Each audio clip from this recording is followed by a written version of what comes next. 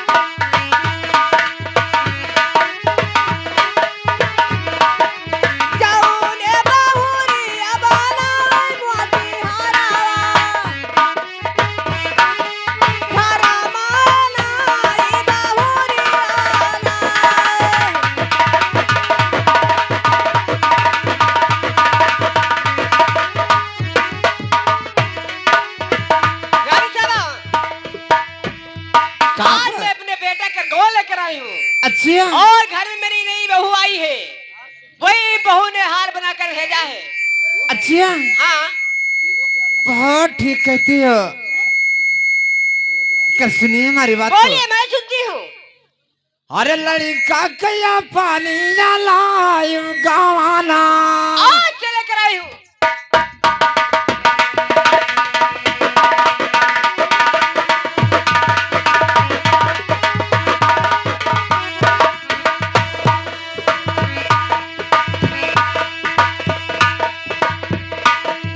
लड़का कया पानी लायू गवाना,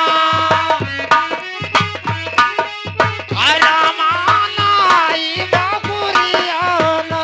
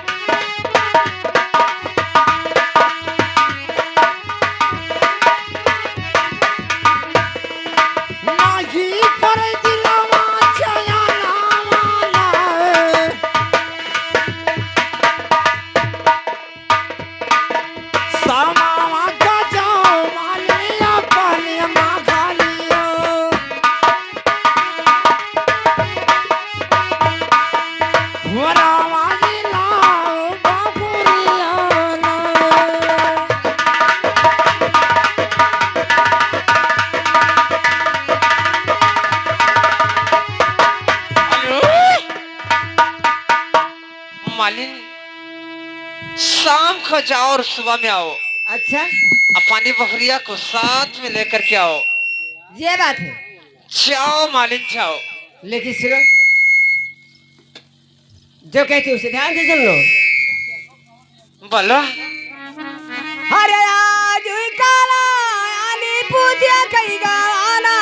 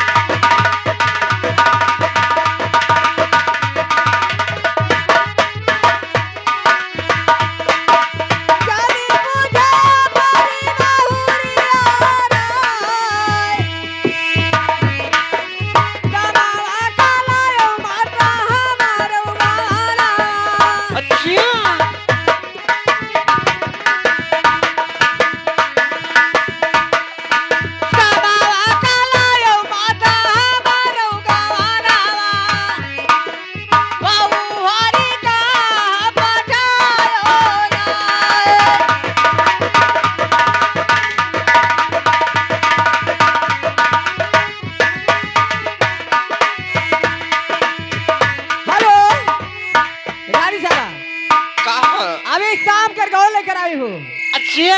और महल में वो मेरा लड़का है, अभी पूछेगा कि माँ मेरी शाम को गोल लेकर आई हो। अच्छा। और एक चीज, मेरी बहू कहाँ भेजा है, मैं क्या जवाब दूंगी? ठीक कह रहे हो। कि सुनिए हमारी बात को। कहिए, मैं सुनती हूँ। अरे लड़का जो पूछे मालिया पानी बाखुरिया। अच्छा।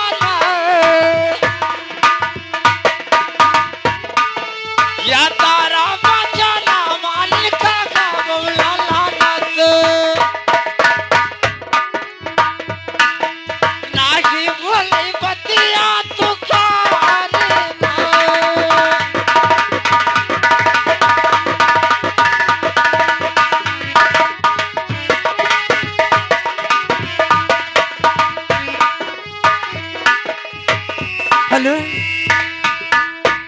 मालिन, कहिए। शाम को जाओ और सुबह में आओ। अच्छा।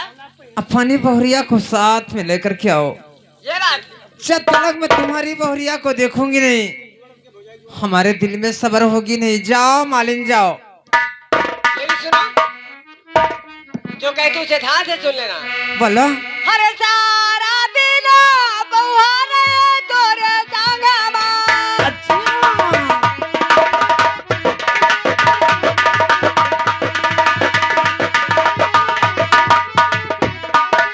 सारा दिन बहुआ रे तोरे संगमा।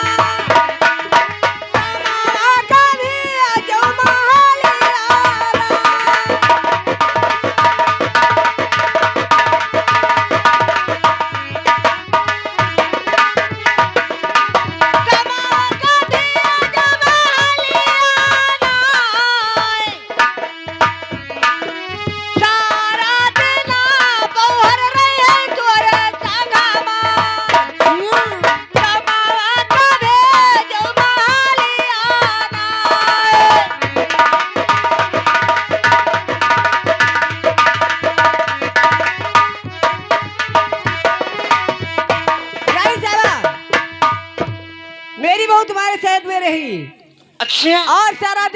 संग में रहेगी। शाम को मेरे घर अवश्य भेज देना। ठीक है मालिन, जाओ जाओ, खाली खाली जाओ।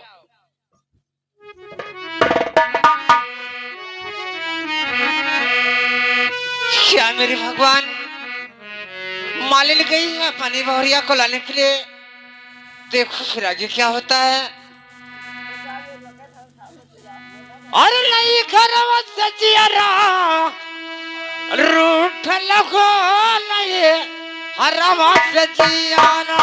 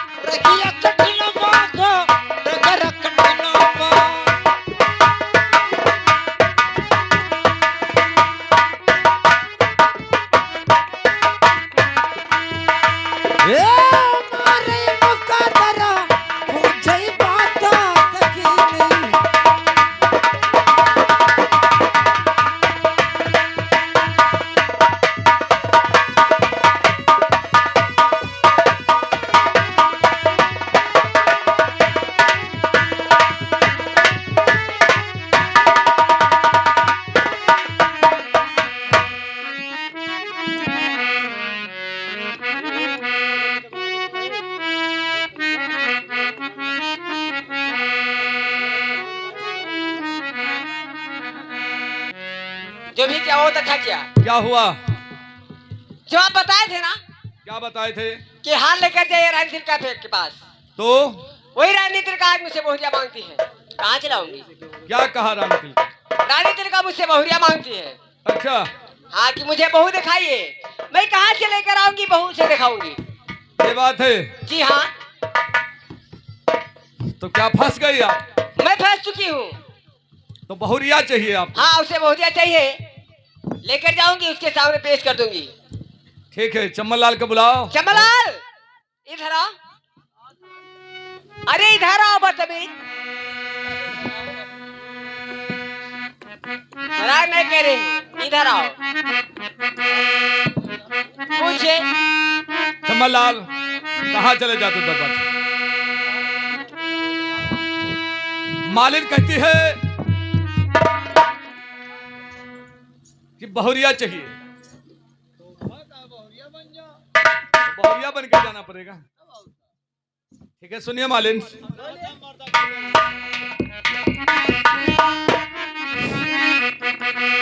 बोलिए। अरे हटिया बाजारी आ जाओ रे मोरे मालिन। अच्छा,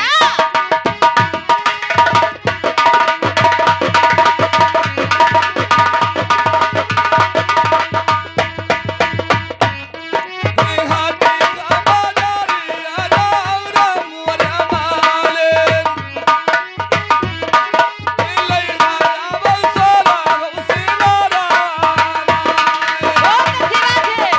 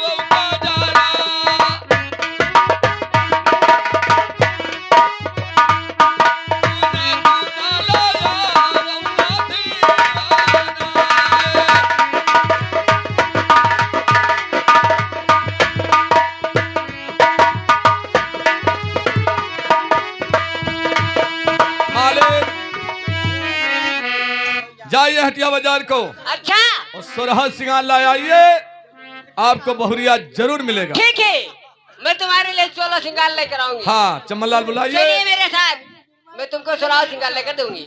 चलिए चमनलाल, चमनलाल इधर आओ। हम लोग जा रहे हैं हाँ की बाजार में। हाँ उसके लिए 16 श्रृंगार लेकर आऊंगी। हाँ वो बहुरिया बनकर अवश्य चलेगी मेरे साथ। हाँ अरे इनको बहुरिया मिलेगी यार, बहुरिया जरूर मिलेगी इसको। हाँ चलिए।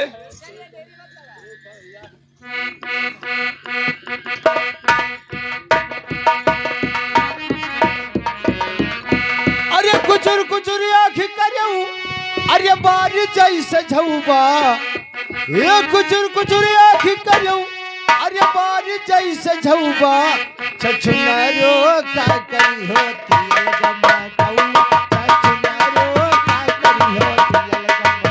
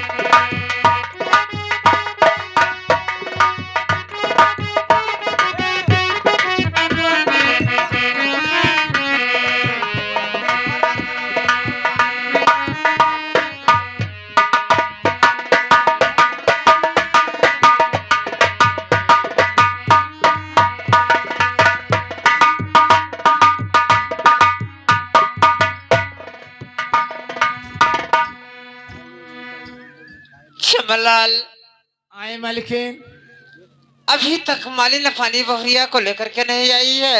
अब ही नहीं आए। चिया अरे आवत है भाई, नवा नवा नवेली मेहरारू तो अच्छा। हाँ, ठीक है जाओ देखो भैया। नवा नवा मेहरारू कौन मेर मजे मजे लावत हो बेचारी। अब दौड़ तक अच्छा चली आई। जाओ देखो आवत है कि नहीं। जाई जाओ। और लख कर सजनी करलू घूमना, दुख का सजाना घरा जाई का परी।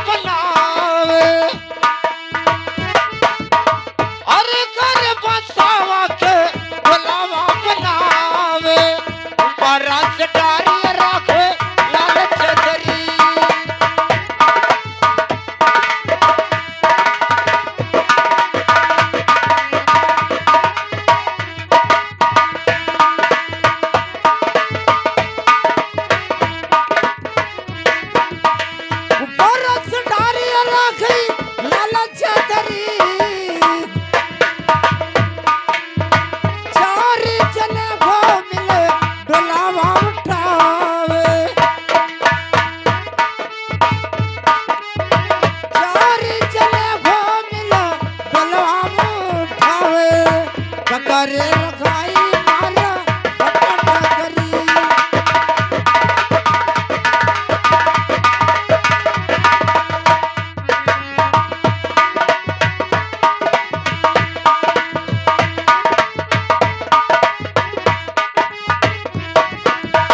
ककरे रखाई मारा बटन करी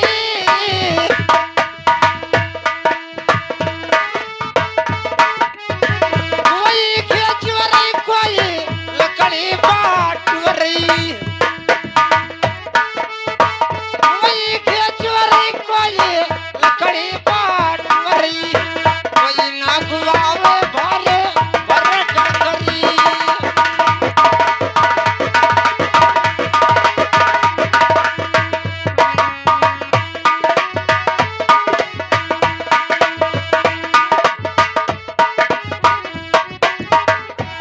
कोई खोदई कोई कबारा बनावे कोई खोदई कोई कबारा बनावे कोई लाई आवे को वर चदरी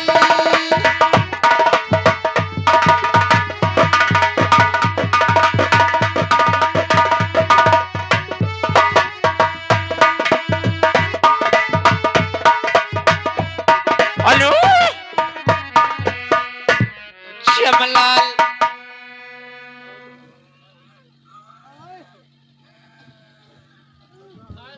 अब शीतल माली ने पानी भौरिया को लेकर के नहीं आई है भैया नहीं आया वही तक बताओ हाल का होई जाओ हाँ?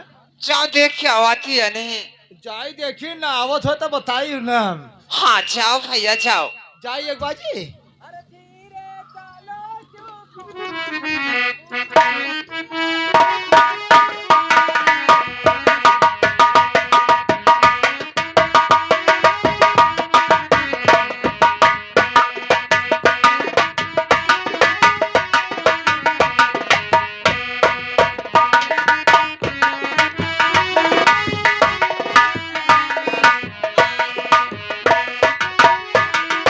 राजा जनक जी की बारी दुलारी राजा जनक जी की बारी दुलारी दोनों जगी से हारी कुमार पिया रानी धीरे चलो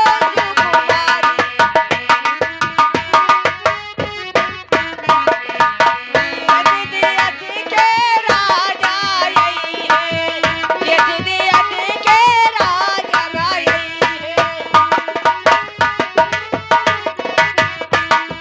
करो हाथों मेरी जाई कुमार पिया प्यारी धीरे चलो कुमार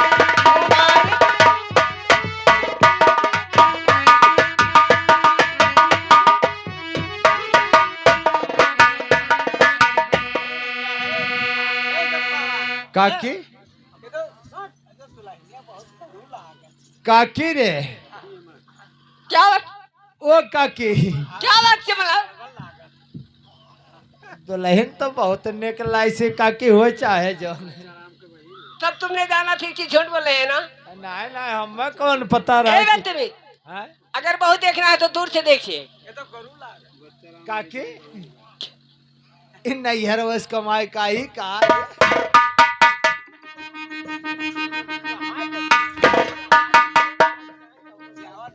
बदतमीजी करोगे ना एक तुम्हारी में खाल खींच लूंगी बदतमीज हमें लागत है कि मामला कुछ गड़बड़ है चुप रहा आराम जाते अरे पेटवा फूल अरे दया अरे पेट